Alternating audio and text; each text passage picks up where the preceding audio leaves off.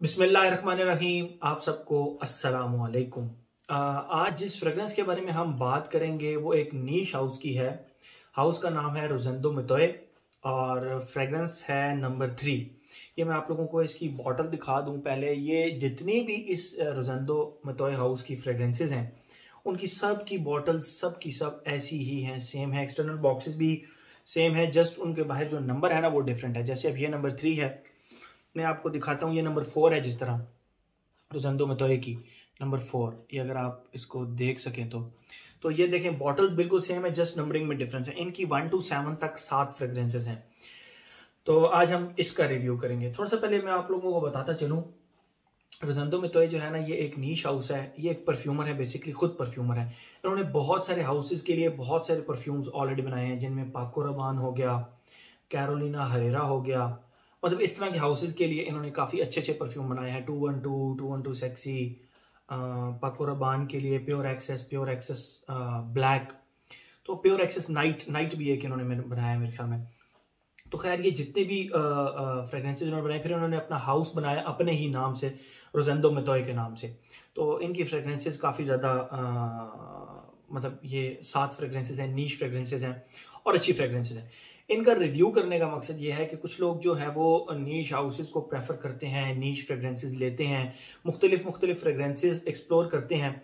तो जब भी आप कभी इस हाउस के बारे में सोचें कि मुझे इसकी कौन सी फ्रेग्रेंस लेनी है, तो जब भी आप इस चैनल पर आएँ तो आपको इसके रिव्यूज़ मिल जाएंगे। इनकी 7 फ्रेग्रेंसेज हैं, इंशाल्लाह सातों के साथ के रिव्यू करेंगे 1 to 7। ये भरल मैंने वकास अहमद से ली है। 23,000 रुपीज से नीचे आप देखें, डॉलर की प्राइसेस हो रही हैं चेंज। मैं अभी 23,000 कोट करूं और एक हफ्ते के बाद जो है ना वो इसकी प्राइसेस हो जाए 25,000, तो आप कहेंगे दिल ने गलत बयानी की है। प्राइसेस वाला जो प्राइसेस वाला मामला होता है ना, उस पर मैं ज़्यादा बात करना ही नहीं चाहता। आप वकास अहमद से डायरेक्ट पता कर लें, रीसेंट प्राइस वो आपको इसकी बता देगा। बहरहाल 23,000 रुपए या उससे नीचे आपको ये 100 ml की बॉटल मिल जाएगी। इनमें से कोई भी 1 to 7 कोई भी आप ले लें, ठीक है। तो ये वकास अहमद से मैंने ली। अगर आपने फुल बॉटल नहीं लेनी, डीकेंट लेना है, तो भी आप वकास अहमद से रब्ता कर सकते हैं। इसका डीकेंट भी आपको मिल जाएगा वकास अहमद से। तो ये तो हो गया थोड़ा सा हाउस का इंट्रोडक्शन, बॉटल वगैरह, प्राइस वगैरह। अब बात करते हैं मेन चीज़ की, जो कि है इसकी प्राइस। जैसे ही आप इसको लगाते हैं, इसके स्टार्ट में आपको एक खुशबू आएगी, जो कि 2 अलग अलग खुशबुएं हैं, और लिटरली मुझे दोनों खुशबुएं अलग अलग ही फील हुई। अलग अलग मतलब कभी मुझे एक खुशबू आती थी और कभी दूसरी आती थी। कौन सी आती थी मैं बताता हूँ।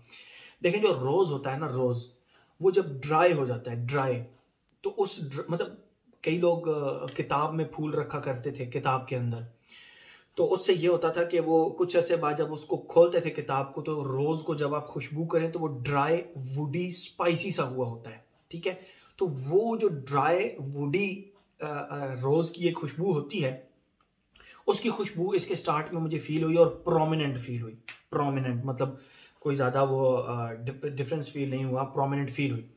और उसके साथ एक निरोली की खुशबू फील हुई। निरोली की खुशबू कौन सी होती है? देखें, निरोली तो बेसिकली एक खट्टा मतलब जो आप कह लेंगे, निरोली का जो फूल होता है, आप इस तरह कर लें कि जिस तरह मोतिये का फूल होता है, उसको थोड़ा सा खट्टा कर लें, उस तरह की होती है निरोली की खुशबू। बहुत सारे लोगों ने चेक भी की होगी, बहुत सारे लोगों ने निरोली का फूल खुशबू भी किया होगा। अगर नहीं किया तो मैं आपको बता रहा हूँ कि जो मोतिये का फूल होता है, उसको आप थोड़ा सा खट्टा कर लें, तो वो होती है निरोली की खुशबू, ठीक है।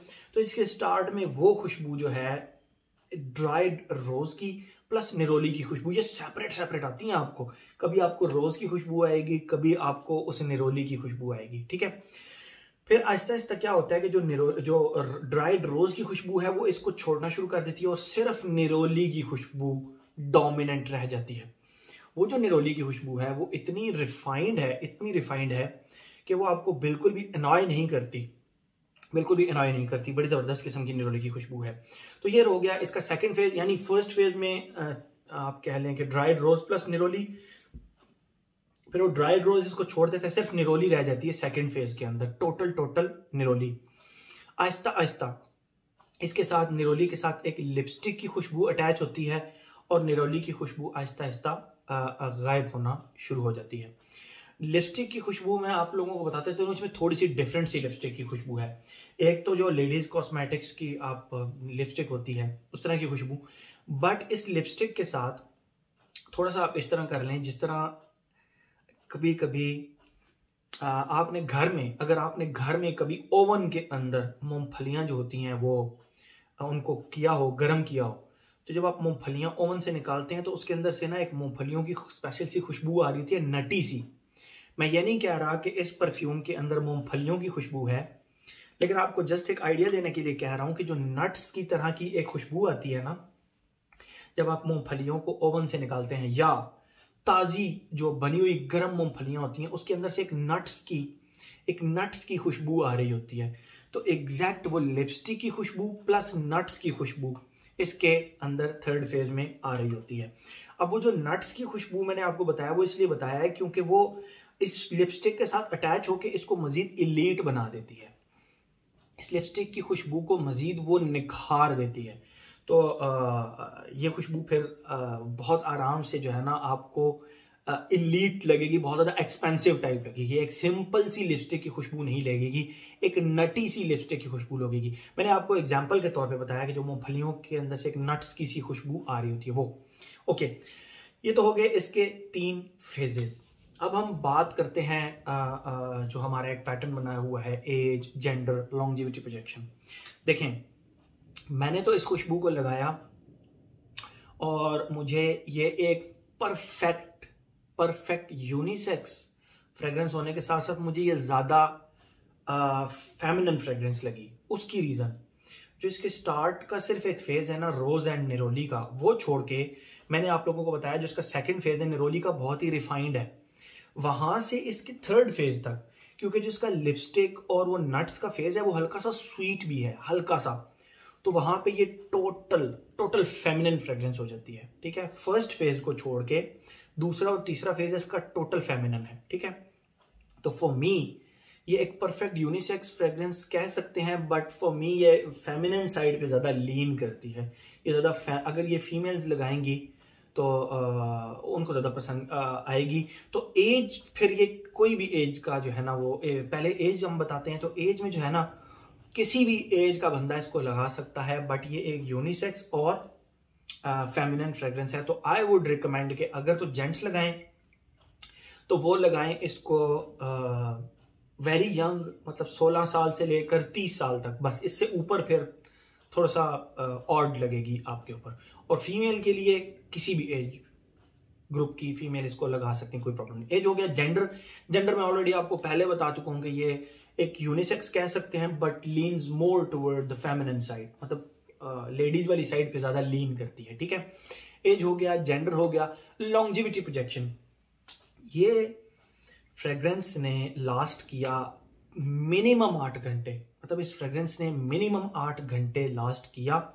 और इसकी जो प्रोजेक्शन थी वो इसके सेकंड, मतलब जिसका जो पहला फेज है ना उस तक इसकी प्रोजेक्शन थोड़ी होती है, मतलब यहाँ तक रहेगी मैक्सिमम। जब इसका सेकंड निरोली वाला फेज स्टार्ट होता है और फिर इसका जब तीसरा फेज आता है वो लिपस्टिक प्लस नट्स की, स्वीट नट्स की सी खुशबू, उस वक्त ये खुशबू फिर फैलती है। मतलब इसका जो सेकंड, आप यूं कर लें कि जब आपने इस फ्रेग्रेंस को लगाया तो पहले आधा घंटा इसने प्रोजेक्ट कोई नहीं करना, इसने मैक्सिमम यहां तक प्रोजेक्ट करना है। ठीक है, मैक्सिमम।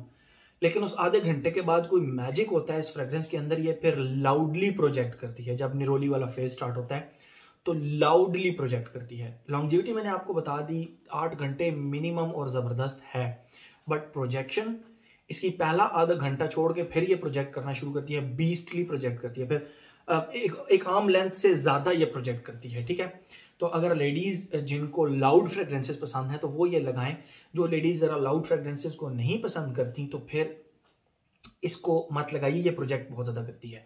जेंट्स, मैंने आप लोगों को बता दिया, जेंट्स के लिए मैंने एज लिमिट लगा दी है 16 से 30 साल। इससे ऊपर फिर ये आप लोगों को बहुत ज़्यादा फंकी और बहुत ज़्यादा ऑड सी लगेगी, जहाँ तक मेरा आइडिया है। तो एज हो गया, जेंडर हो गया, लॉन्जेविटी प्रोजेक्शन। वेदर का कोई प्रॉब्लम नहीं है, आप इसको किसी भी वेदर में कैसे भी वक्त लगा सकते हैं, किसी भी ओकेजन में लगा सकते हैं। ठीक है, तो मेरे ख्याल में हर एस्पेक्ट इसका हमने कवर कर लिया। रोज़ेंडो मैथ्यू में ये एक फ्रेग्रेंस ऐसी है, नंबर 1 भी टोटल आप कह लें कि जेंट्स फ्रेग्रेंस थी, नंबर 2 भी जो थी वो मेल फ्रेग्रेंस है, नंबर 3 जो है ना, ये नंबर 3 ये मुझे ज़्यादा फेमिनिन लगी और ठीक है एक काबिले हज़म यूनिसेक्स भी लगी, बट ये ज़्यादा फेमिनिन की साइड भी लीन करती है। मुझे अगर कोई बंदा कहे मैं लगा लूँगा, मुझे कोई प्रॉब्लम नहीं है, मुझे निरोली की खुशबू अच्छी लगती है, मैं लगा लूँगा। मुझे वो लिपस्टिक की खुशबू जो है, जो नट्स वाली है, वो ऑलरेडी इसलिए अच्छी लगती है क्योंकि मैं डिओड्रेंट इंटेंस इस्तेमाल करता हूँ, उसके अंदर लिपस्टिक की बड़ी प्यारी खुशबू है, ठीक है। तो मेरे लिए कोई प्रॉब्लम नहीं है। बहरहाल अगर इसको लेडीज़ लगाएंगी तो मुझे ये लगता है कि इसको लेडीज़ ज़्यादा पसंद करेंगी, लगाना भी पसंद करेंगी और इसकी खुशबू को भी ज़्यादा पसंद करेंगी।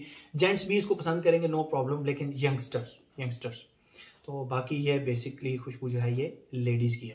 मेरे ख्याल में हर एस्पेक्ट इसका हमने कवर कर लिया। तो ये था जी रोज़ेंडो मैथ्यू का number 3। Thank you so much.